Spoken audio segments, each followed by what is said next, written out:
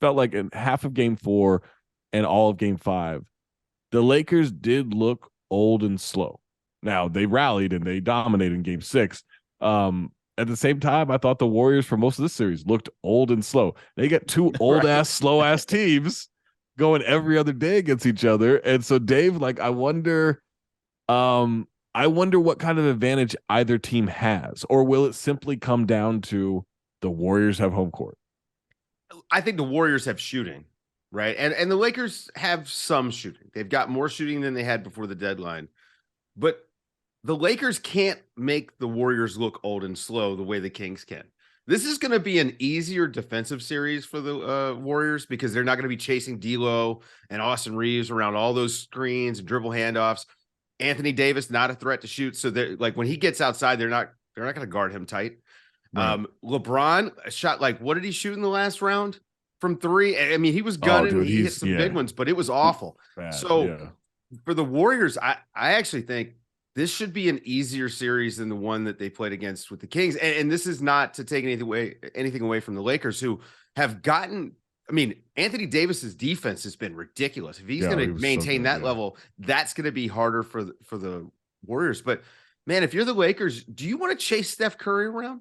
No. No. I don't think so, but I don't think they have a choice. And Vando's going to have the assignment, obviously, and then they're going to lean heavy on the shade with AD. And then potentially Vando's good, Trey, but that's tough. That's just tough, not, man. That's such a brutal one. And then and then on just offense, the Warriors are just gonna be like, we're not guarding him.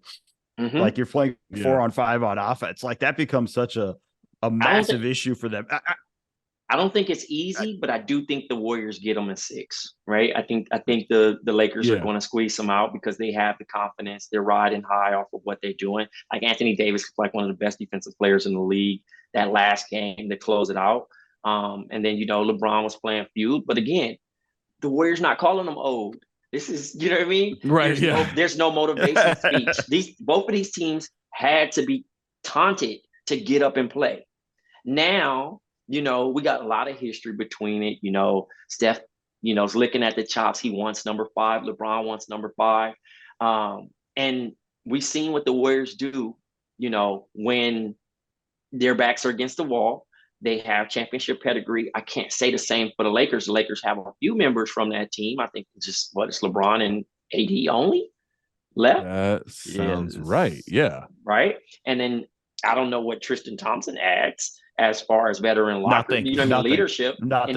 I mean, I don't want to knock him for that, but I mean, I still give him, he's been there before. But a lot of these new guys, they haven't seen the Warriors when it really counts, you know what I mean? And I think that obviously, if Jordan Poole gets his head out his ass and starts playing better, just a little bit better. He doesn't have to be great. I mean, he was so bad that they had to play him at the 1. And that's not even a great option to think about it. Like, Jordan Poole has to play the 1 because he's shooting so bad. He's making bad decisions.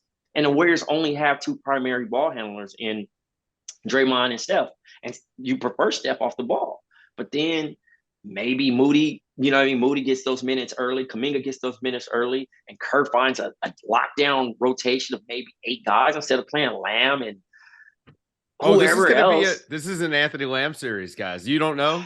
I just changed my pick to the Lakers. That's Anthony Lamb's music, guys. He's gonna play basketball in this series. It's gonna be an Anthony Lamb Mo Bamba series. Kuminga is out of the rotation. I mean, he is just he's been lost when he was out there, and it was a failure on everyone's part not to figure out a role for him, because that athleticism and size is really what they needed. And especially you start looking at a series like the Lakers, it's like, okay, well, this is a guy that you could maybe put on LeBron. You can, he should be like a nice roving defender for you, but he doesn't have a place in rotation. I think this is one of those things where they're just going to reset the rotation. I think that's really what Steve Kerr is going to go back to. And I think every series presents different challenges. So I think they're going to give Kuminga a run early in this series and see how he handles I'd play him against stuff. Hachimura for sure, right? I'd see, like, can he overpower him with his athleticism? Can he keep up with him on the perimeter? Like, I think it's actually a nice matchup for Kuminga to get a chance.